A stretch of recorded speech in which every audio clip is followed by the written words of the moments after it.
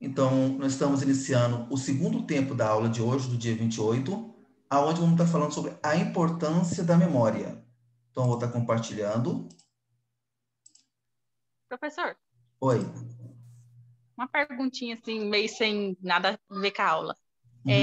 O certificado, eles vão entregar para a gente aqui na Cachoeira, o senhor sabe me dizer, não sei se o senhor sabe, ou vai ser por e-mail? Muito provável que vai ser aí na cidade mesmo, tá bom?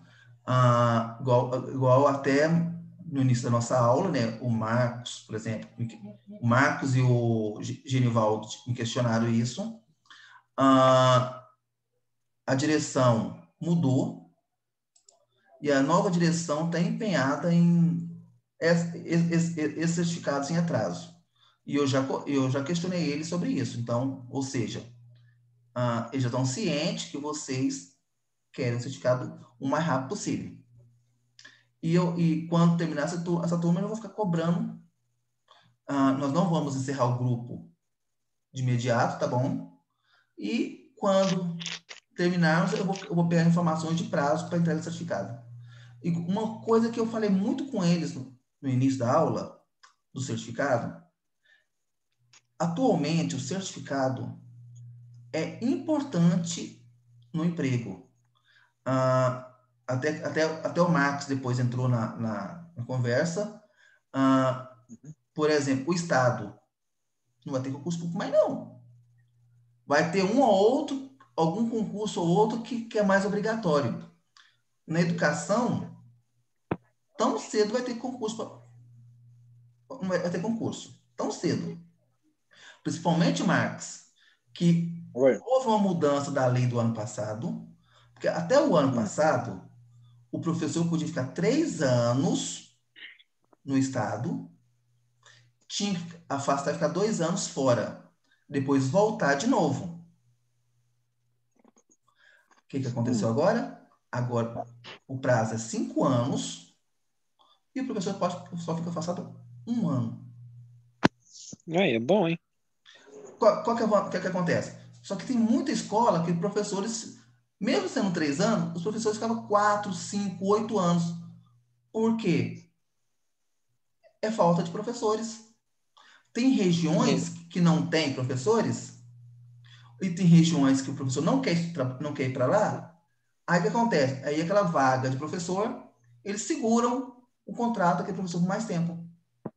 Aqui, por exemplo, na minha cidade, a escola onde eu estudei tem uma carência muito grande de professor de matemática. Aí, ó. Porque só tinha uma e ela já aposentou praticamente, e quem dá aula agora só tem um curso de matemática mesmo. Já é contrato, né? Então, pra você É por ver. isso que eu já quis investir aí já nessa vaga já. Então, olha para vocês verem. Eu trabalhei no estado quase 3 anos. Fiquei do início da pandemia até agora, no mês de abril, início de abril, sem escola. Aí eu falei assim, aí eu estava numa entrevista de emprego numa escola. Passei na entrevista, ó, pra você ver, uma escola particular. Eu passei na entrevista, pedi para me fazer um exame admissional. No meio do caminho, deixa eu dar uma passada na CRE, que é a Superintendência Metropolitana de Educação. Cheguei lá, eles falaram assim, perguntei para eles assim, tem alguma notícia de processo seletivo temporário? Não. Aí, como eu já tinha me visto várias vezes, você é professor de que mesmo? Sim, matemática. Aí ele, ainda, olha, nós estamos precisando de professor para 2 escolas. Aí a chefona apareceu. Aí ela falou assim, pega o telefone dele. Voltando para cá, passou meia hora, mas só não tocou. A diretora de uma escola me pediu para fazer uma entrevista comigo à tarde. É top demais, velho. O que aconteceu? A escola particular que eu ia trabalhar, eu desisti. E peguei uma escola e peguei uma outra escola no período vespertino que ficava até mais fácil para mim. Ou seja, não vai ter concurso tão cedo. Ô Fábio, O que que você me fala sobre essa questão de experiência? Hoje, a maioria das empresas aqui da nossa região só contrata em cima de experiência. E para quem está iniciando? Max e colegas. Eu mesmo não tenho experiência nenhuma. É lábia. É lábia. Porque é o seguinte, por que eu falo que é lábia? Você tem que saber no ponto fraco do empregador. Você tem que falar O problema, algo. Você tem que falar algo que chame a atenção da pessoa. Por exemplo, o problema é que eles colocam no anúncio isso daí. Exige experiência com tantas horas de trabalho, com tantos anos de experiência. Eles colocam isso no anúncio, principalmente do Cine. posso falar uma coisa? Mesmo assim eu mando currículo. Mesmo assim eu mando currículo. Mesmo assim eu vou lá. O não eu já tenho. É. O não já está estampado. Não. Pode virar assim. Por exemplo, o que eu falo para vocês? Para a gente pensar no nosso conteúdo. Eu me formei no final de 99 para o início do ano 2000. Depois dessa época, eu trabalhei como call center de internet. Trabalhei 2 anos como call center de provedor de internet. Quando eu saí da empresa, provedor de internet, passado 10 dias, eu vi um anúncio. Contrata-se técnico de informática. Eu não tinha experiência. Já era formado há 2 anos, mas eu não tinha experiência na prática. Já tinha dado aula, trabalhado com call center, aula de informática básica, call center, só que eu nunca tinha formatado um computador para uma pessoa. Eu cheguei no chefão lá, fiz a entrevista. Você tem experiência? Não. Você é formado? Sim. O que você já trabalhou? Isso, isso, isso, isso. Só que a nossa vaga é para isso. Eu falei assim, me faz um teste comigo durante 3 dias. Se nesses 3 dias eu não der certo, você não precisa pagar nem esses 3 dias, não dá nem almoço, não dá nada. Beleza, então vamos fazer um teste então. O dono falou assim na época, eu não estou perdendo nada então. Porque naquela época só não era obrigado a assinar carteira de imediato. É verdade. Você não tinha, assim, não tinha aquela coisa assim, vamos fazer um teste uma semana. Se você der certo, você assina sua carteira. Hoje não, hoje você já entra na empresa, já tem que assinar carteira. Então era diferente. Então, o que aconteceu? Eu fiquei 2 anos também nessa empresa. Eu trabalhei na parte técnica e depois eu trabalhei na parte de montagem dos computadores. O que acontecia? Eles não podiam vender computadores com Windows pirata. Sabe o que eu fazia, Marcos e pessoal? Eu montava os computadores, tudo encaixotados. Eu montava os computadores, eu instalava o sistema, instalava os drivers, testava se estava tudo funcionando e depois eu formatava o computador. Para entregar sem sistema, porque não podia entregar com Windows pirata. Ou seja, eu montava por dia 14 computadores. Você já imaginou? 14 computadores, tudo nas caixinhas. Você tinha que montar os gabinetes, pôr placa-mãe, memória, tudo. Instalar o Windows em todas as máquinas. Testar tudo, estava tudo funcionando. Formatar, embalar e encaixotar ele. 2 computadores por hora? Ô, louco. Não, a minha bancada eu montava 4. Eu colocava assim, eu colocava 4 computadores, colocava 4 placa-mãe, colocava 4 memórias, colocava tudo. E ia fechando por um. De acordo com eu ia fechando um, já ia pondo para instalar o sistema, fechando o outro, jogava para o sistema. Ao que eu terminava o 4º computador, o primeiro já estava com o Windows praticamente instalado. Aí eu instalava os drives. Ia fazendo assim. Ao que eu terminava de instalar todos os drives, eu desmontava a máquina, formatava. Ou seja, era essa corrida. Então, o que acontece? Quando eu fiquei lá esses 2 anos, eu não fui demitido. Surgiu uma escola para me trabalhar, trabalhando muito menos horas, e ganhando mais que eu estava trabalhando o dia todo nessa assistência técnica. Foi quando eu comecei a trabalhar em escolas normais. Porque aí acontece, durante esse tempo que eu estava assistência técnica, eu fazia pós-graduação na área de pedagogia, que é docente universitária. Porque a minha graduação, eu não pude dar aula em escola. Só pude dar aula em escolas de informática, escolas técnicas. Aí eu fiz o curso, aí eu poderia trabalhar em qualquer escola de primeiro, Fundamental 1, Fundamental 2, ensino médio, até faculdade. Aí quando eu migrei da assistência técnica para as escolas. Então, de 2007 para cá, só eu trabalhei em escolas. Então, aquela história que eu falei para você no início, é saber conversar. Igual, Driele, eu tenho pouca experiência em matemática. Eu me formei em matemática em 2017. Isso, e todos esses anos eu trabalhei com matemática, dei aula de matemática. Então, é saber conversar com as pessoas. Então, vamos, senão nossa aula acaba e não falei nada. Beleza. Então, vamos estar falando sobre a importância da memória. Primeiro, na informática, memória são todos os dispositivos que permitem um computador guardar dados, temporário ou permanente. Quando eu falo de memória permanente, eu lembro de quê? HD, pendrive, cartão de memória. Tá bom? Memória é um termo genérico que designa componentes de um sistema capaz de armazenar dados e programas. O computador, ele é uma unidade binária, onde ele lê apenas 0 e 1. Não vou entrar em detalhes dessa parte de configuração, porque é uma parte muito chato, é uma parte muito, assim, até quem mexe há muitos anos ainda confunde um pouquinho esse número binário de 0 e 1. A única coisa que eu vou falar, por exemplo, quando eu falo a palavra Marcos, escreve a palavra Marcos no computador, o computador transforma a palavra Marcos em número binário. Se eu for escrever lá Fábio Rodrigues Queiroz, que é meu nome completo, ele vai converter meu nome em número binário, 0 e 1.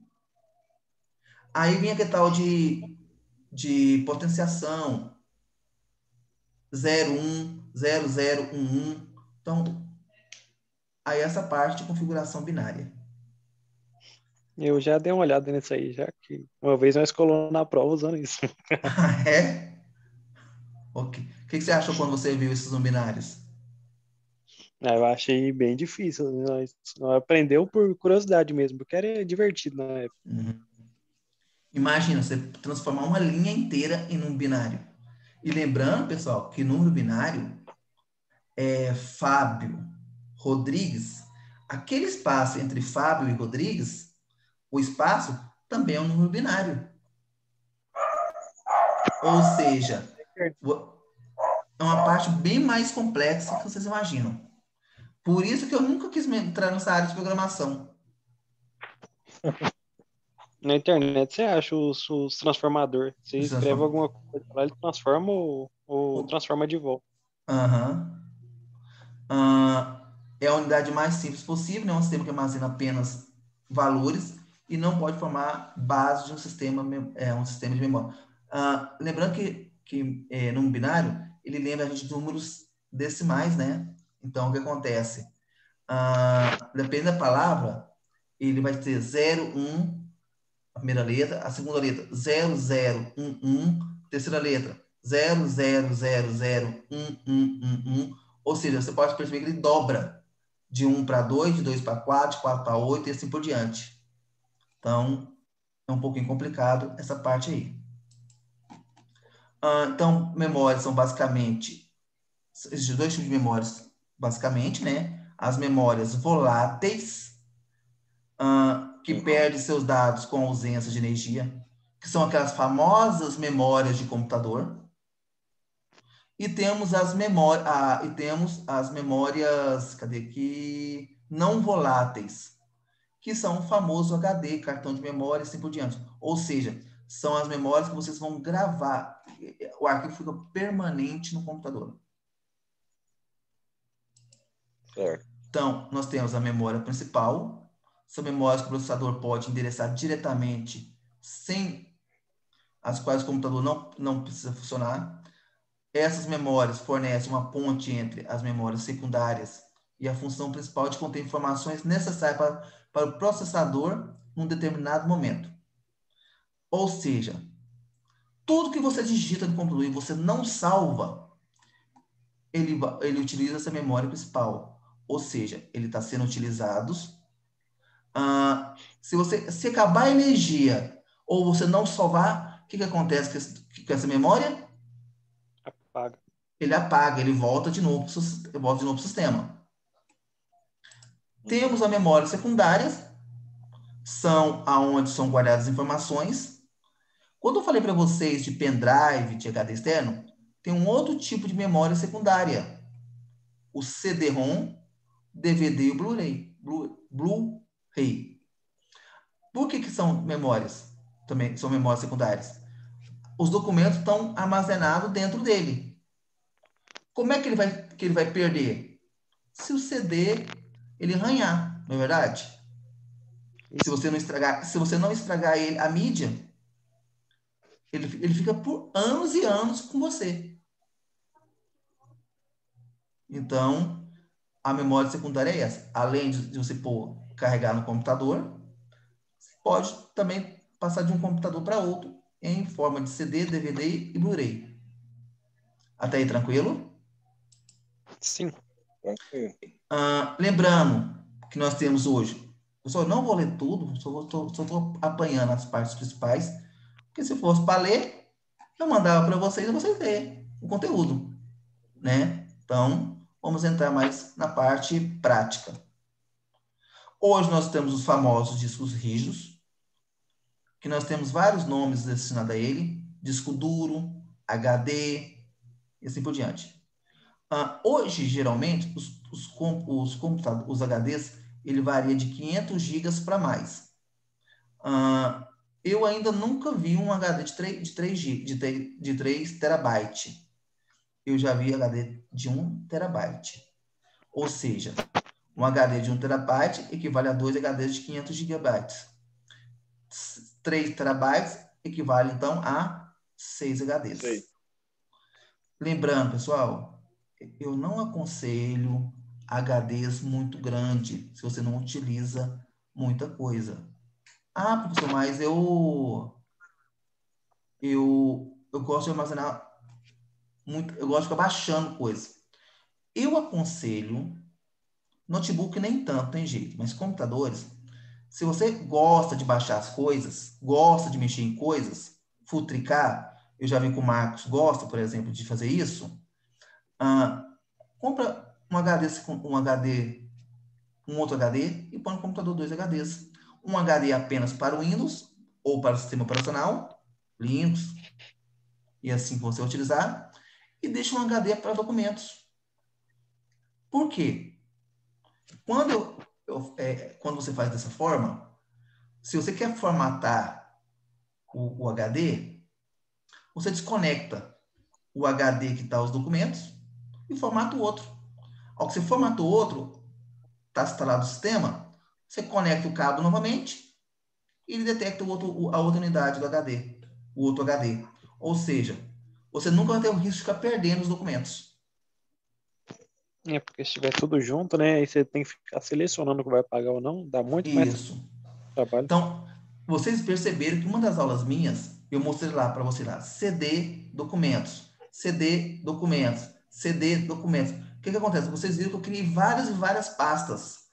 Se eu for fazer uma varredura de tudo, muitos documentos estão duplicados. Então, se eu um dia for falar assim, não, hoje eu quero dar uma organizada no meu notebook. Eu quero reduzir esse tanto de meus documentos. Criar só dois meus documentos. Muitos arquivos está duplicado. Eu vou poder descobrir muita coisa que está lá, tem anos que eu não uso mais. Ok?